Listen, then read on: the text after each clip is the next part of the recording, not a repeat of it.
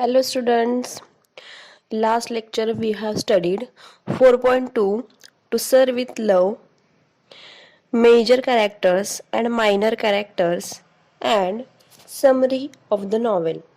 In this lecture we are going to learn theme of the novel and synopsis of the extract. Chapter number 17. So let us start line by line theme of the novel. Students-teacher relationship, prejudice and racism are the major theme of the novel. बघा, student teacher relationship म्हणजे last summary ज्या वेळेला आपण बघितली त्यावेळेला तुम्ही बघितले की स्टुडंट आणि टीचर रिलेशनशिप कशी दिलेली आहे, कशी मेंटेन केलेली आहे. प्रेज्युडाईस आणि रेसिझम. आता प्रेज्युडाईस म्हणजे काय तर पूर्वग्रह दूषित आणि रेसिझम म्हणजे काय तर त्या नॉवेलमध्ये या नॉवेलमध्ये वांशिक भेद आहे जो ब्लॅक पीपल आणि व्हाईट पीपल यांच्यामध्ये दिसून येतोय.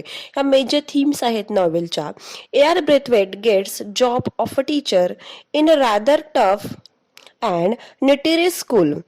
AR. Braithwaite gets job a teacher. कुठे जॉब करत होते तर रफ आणि निटेरियस. निटेरियस म्हणजे खूप प्रसिद्ध अशा स्कूलमध्ये, म्हणजे जिथं काय होती तर मुलं अगदी नावाजलेली होती. कशासाठी तर त्यांच्या गैरवर्तणुकीसाठी. अशाच शाळेमध्ये ते काय करत होते तर टीचरचं काम करत होते. त्यांना तिथे जॉब मिळालेला होता. He finds that the students belong to the background that is not suitable for learning and their overall development and progress. He finds that, आणि ज्या वेळेला ते तिथे शिकवायला गेले, टीच करायला गेले, त्यावेळेला त्यांना लक्षात आलं की ते जे स्टुडंट होते ते अशा बॅकग्राऊंडमध्ये होते की जे लर्निंगसाठी सुटेबल वातावरण नाही. Not suitable for learning and their overall development and progress. त्यांच्या प्रोग्रेससाठी आणि डेव्हलपमेंटसाठी ते वातावरण चांगलं नव्हतं. अशा वातावरणामध्ये ती विद्यार्थी स्टुडंट्स वाढलेले होते. He notice that the students are in no mood to change their attitude and behaviour. आणि मग त्यांच्या लक्षात आलं की ते जे स्टुडंट आहेत त्यांना कितीही सांगितलं तर त्यांचे ॲटिट्यूड जो आहे, त्यांचा जो शिक्षणाकडे बघण्याचा दृष्टिकोन आहे आणि त्यांचं जे बिहेवियर आहे ते चेंज करण्याच्या मूडमध्ये नव्हते. Braithwaite with his novel and creative ideas.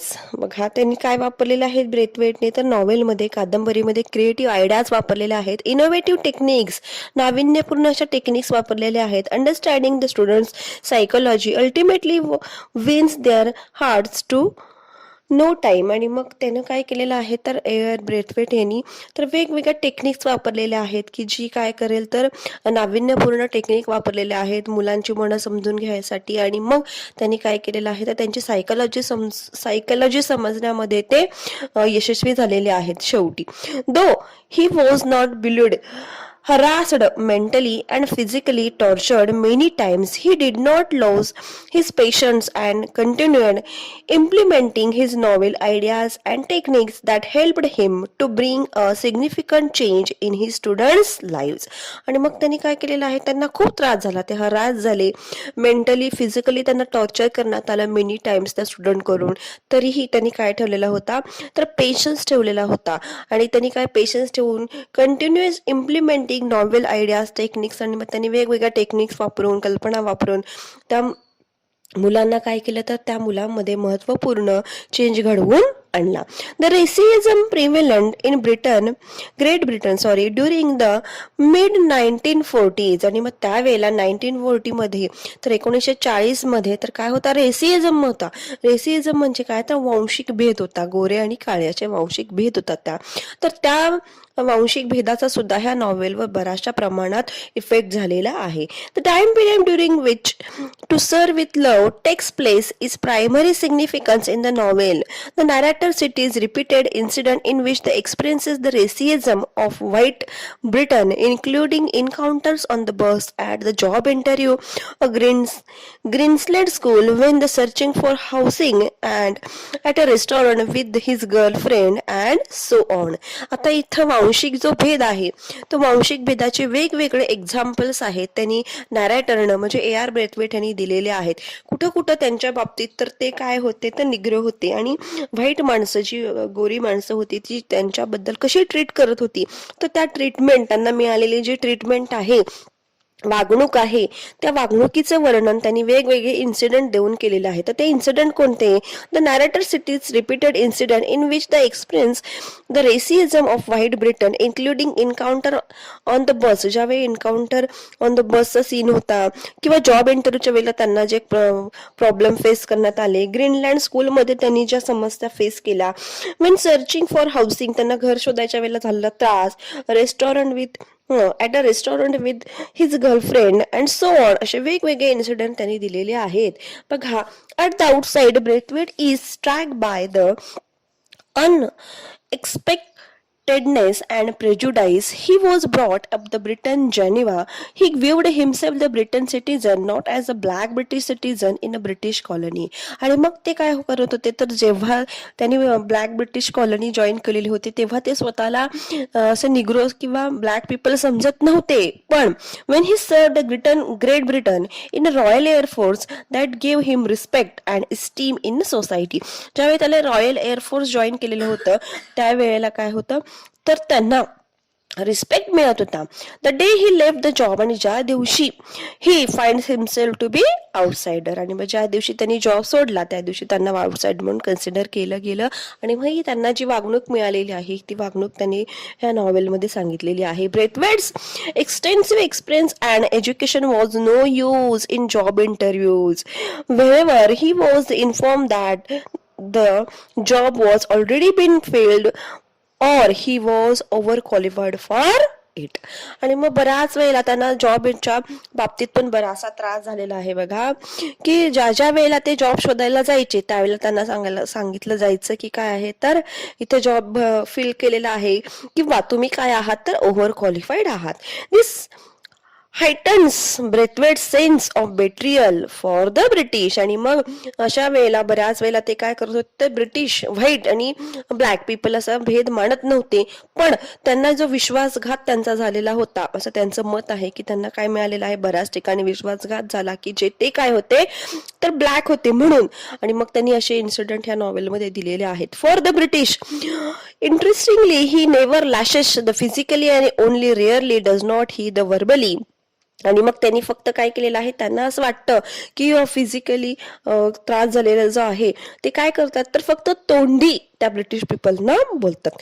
हे exhibits the patience, endurance, time and others describe the way the rage inside the transforming into hatred so strong that he desires to hurt those who treat him unfairly. आणि मग त्यांचं जे त्या British people white पीपलांच्याकडून जी मिळालेली वागणूक आहे त्या वागणुकीमुळे त्यांना त्यांचा विश्वासघात झाल्यामुळे ते काय म्हणतात तर त्यांचं मन जे आहे ते ट्रान्सफॉर्म झालेलं आहे आणि ते म्हणतात की मला जर मिळालं इच्छा संधी मिळाली तर मी काय करणार आहे, ह्या अनफेअर वागण्याचं त्यांना शिक्षा देणार आहे.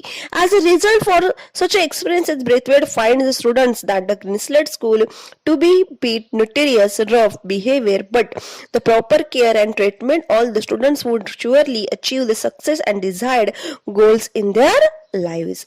आणि मग बघा तर त्यांना त्या ग्रीनस्लेट स्कूलमध्ये सुद्धा अशीच नोटेरियस आणि रफ जी व्हाईट मुलं होती किंवा स्टुडंट्स होती, जी व्हाईट कम्युनिटी मधली जी मुलं होती त्यांचं बिहेवियर सुद्धा काय होतं तर चांगलं नव्हतं, रफ होतं, नोटेरियस होतं. पण त्यांनी काय केलेलं आहे, त्यांच्या केअरनं ट्रीटमेंटनं स्टुडंटला चांगला सक्सेस मिळवून द्यायचा प्रयत्न केलेला आहे. नेक्स्ट बघा, synopsis of the extract chapter number 17. In this extract, ह्या एक्स्ट्रॅक्ट मध्ये बघा, Brathwaite recounts the half yearly report of the students council in which the students of the school report to faculty and other students on what they have been studying that फार. आणि मग इथं काय आहे तर ह्या नॉवेल मधला chapter number 17 आपल्याला स्टडी करायला दिलेला आहे. त्याचा सिनॉप्सिस म्हणजे काय तर सारांश इथं थोडक्यात सांगणार आहे. In this extract Braithwaite recount half yearly report of the students. आणि इथं मग त्यांना काय करायचं होता, आपल्याला माहित आहे की ब्रेथवेट काय करत होते तर स्कूलमध्ये शिकवत होते आणि मग हाफ इयरली रिपोर्ट, वार्षिक रिपोर्ट जो आहे तो त्यांना काय करायचा होता, स्टुडंटला द्यायचा होता. आता हा वार्षिक रिपोर्ट काही टीचरांनी द्यायचा नाहीये तर कुणी द्यायचा आहे, तर स्टुडंटनी द्यायचा आहे. प्रत्येक जे स्टँडर्ड आहे त्या स्टँडर्ड मधला एक स्टुडंट रिप्रेझेंटेटिव्ह असणार आहे आणि त्या रिप्रेझेंट स्टुडंट पुढे येऊन काय करायचं आहे तर आपल्या क्लासचा रिपोर्ट द्यायचा आहे. Braithwaite's class representative speaks knowledgeably about the course work and place consider amount the emphasis on how much they have learned about the different people, cultures, customs, and the importance of international and interracial corporation. Interracial corporations in this extract. बघा याच्यामध्ये काय दिलेलं आहे ह्या chapter 17 मध्ये, तर त्यांनी काय केलेलं आहे तर रिपोर्ट द्यायचा आहे. तर ब्रेथवेट्सचं जे क्लास आहे रिप्रेझेंटेटिव्ह त्यांनी सुद्धा काय दिलेलं आहे तर चांगल्या पद्धतीनं रिपोर्ट दिलेला आहे. त्यांनी कसा दिला, they have learn about the different people, त्यांनी पीपल बद्दल, कल्चर्स बद्दल, कस्टम्स बद्दल, importance of international and interracial corporation वेगवेगळ्या पद्धतीनं काय दिलं आहे तर रिपोर्ट दिला आहे. Miss Joseph and Denham both students, आता हे जे स्टुडंट्स आहेत ऑफ ब्रेथवेट्स क्लास, हे दोन स्टुडंट्स कुणाच्या ह्याच्यामधले आहेत तर ब्रेथवेटच्या क्लासमधले आहेत. Preside over the meeting at the outside the Mr Florian and the headmaster. Headmasters आता म्हणजे इथं आपण मुख्याध्यापक म्हणू शकतो. Address the meeting with the lengthy but well received presentation. आणि मग त्या स्कूलचे जे हेडमास्टर्स होते मिस्टर फ्लोरेन, त्यांनी काय केलेलं आहे तर लेंदी असं लांबलचक असं प्रेझेंटेशन दिलेलं आहे. पण काय होतं ते लांबलचक प्रेझेंटेशन अगदी खूप छान होतं. बघा सगळं ओव्हरऑल त्यांनी दिलेलं आहे. One after another each class give the brief report of their progress. आणि एका मागोमाग एक असं वेगवेगळे क्लासनं त्यांचं प्रेझेंटेशन दिलेलं आहे. Though they are chosen representative on what they have been studying in which the subject so far. आणि मग जे हे रिप्रेझेंटेटिव्ह होते ते आधीच निवडलेले होते. Panel of teachers is chosen for each class answer any questions regarding the report submitted by the class. आणि मग त्यांना अथॉरिटी होती, जे माणसं काय म्हणतो आपण की टीचर्सचं पॅनल होतं जे ऐकत होतं, जे त्यांना प्रश्न विचारण्याची मुभा होती. बघा the lowest class begins first. आणि मग जो रिपोर्ट कसा सांगत होते तर खालून वर, म्हणजे तर पहिल्यांदा जो छोटा क्लास आहे ते छोट्या क्लासनं सांगायचं आणि पुन्हा मग मोठ्या क्लासनं. It is obvious that the students progress through the ranks 3 in the mark development in their ability to express themselves. आणि मग त्यांची जी ॲबिलिटी आहे त्यांनी स्वतःच एक्सप्रेस करायची होती. बघा Mr Braithwaite's class being the oldest was the last to present their report. आणि मग ब्रेथवेटचा क्लास आहे तो काय करणार होता तर सगळ्यात शेवटी रिपोर्ट द्यायला येणार होता. Miss Joseph begins the highest class proceeding by clarifying that the common theme underlying all the students this term is the independency of mankind. आणि मग मिस जोसेफ यांनी बोलायला सुरुवात केलेली होती. बघा Potter speaks in the field of mouth focusing how the greater understanding in the world forced by the uncommon weight and measures. आणि मग हे जे सगळ्या काय आहेत तर सायंटिफिक टर्म आहेत त्यांना शिकवल्या गेलेल्या, त्या सायंटिफिक टर्मवर ही काय करतायत तर ब्रेथवेटचे स्टुडंट्स बोलतायत. बघा आता मग त्यांनी दोन एक्झाम्पल दिलेले आहेत. कुणाचे तर मिस जोसेफ बोललेले, त्यानंतर पॉटर बोललेले, आणि आता बघा Miss Peg and Jackson speaks on geography. कशाबद्दल बोलले तर जॉग्राफीच्या विषयाबद्दल बोलले, त्यांनी रिपोर्ट सांगितला. Miss Dare and Furman discuss the subject of psychology with the Furman stealing show by exhibiting the model of human skeleton. आणि इथं मग ती कशाबद्दल बोलली तर ह्युमन स्केलेटन म्हणजे मानवी हाडाचा सापळा.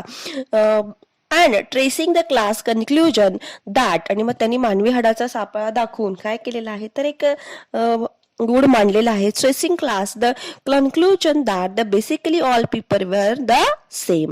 आणि मग आपण काय मानतो की हा ब्लॅक आहे, हा गोरा आहे, हा असा दिसतो, ह्याची हाईट अशी आहे तशी आहे, असं आपण काय करतो तर भेदाभेद करतो. पण त्या मुलाने तो स्केलेटन दाखवून काय केलेलं आहे ट्रेस केलेला आहे, दाखवून दिलेला आहे की बेसिकली माणसं ही काय आहेत सगळी सारखीच आहेत. Miss dot report on history. आता डॉट जी आहे तिने काय केलेलं आहे ते हिस्ट्रीवर रिपोर्ट दिलेला आहे. And Miss Joseph on domestic सायन्सवर. बघा डेनहॅम क्रिएट्स द स्टीर आणि by the speaking the required subject of PT and games complaining that the class was ill conceived and pointless. आणि मग जी डेनहॅम आहे तिनं काय सांगितलेलं आहे तर कशाबद्दल तर पीटी. आता पीटीचे तास व्हावे, गेमचे तास व्हावे असं तिनं सांगितलेलं आहे बघा. आता ही त्यानं Mr Western, Mrs Dale Evans, Miss Phillips are chosen at the random answer to students. आणि मग जे पॅनल आलेलं होतं त्या पॅनलने ह्या स्टुडंट्सला क्वेश्चन विचारलेले आहेत बघा. Question arising from the senior presentation, आणि ह्यांच्या प्रेझेंटेशनवर क्वेश्चन अराईज केलेले होते. When Denham pursues his inquiry on the necessity of requiring all the students take the PT, Mr. Western responds quite ridiculously, trying to bluster with his way outside the subject and offering no coherent arguments. आणि मग त्यांनी प्रश्न विचारलेले आहेत, त्या प्रश्नांची उत्तरं त्या व्यवस्थित त्या मिस्टर वेस्टर्न दिलेली आहेत. Unexpectedly the quiet and hesitant Miss Phillip steps in, gives study defence and practice and Denham. आणि मग त्यांनी डेनहॅम जो विद्यार्थी आहे किंवा मिस जोसेफ आहे यांनी एकत्र येऊन काय केलेलं आहे, त्यांच्या प्रश्नांची व्यवस्थित उत्तरं दिलेली आहेत.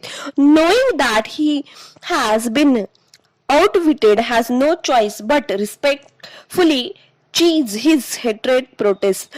Braithwaite is immensely satisfied with the progress of the student of his class. आणि मग ब्रेथवेट जे आहे त्यांनी आपल्या स्टुडंटची जी प्रोग्रेस आहे तर दिलेले प्रेझेंटेशन असेल, त्यांनी दिलेली प्रश्नांची उत्तरे असतील पाहून काय झालेले आहेत तर अगदी अतिशय सॅटिस्फाईड झालेले आहे, समाधानी झालेले आहेत. Okay, I hope you understand the theme of the novel and synopsis of the extract chapter number 17. Okay.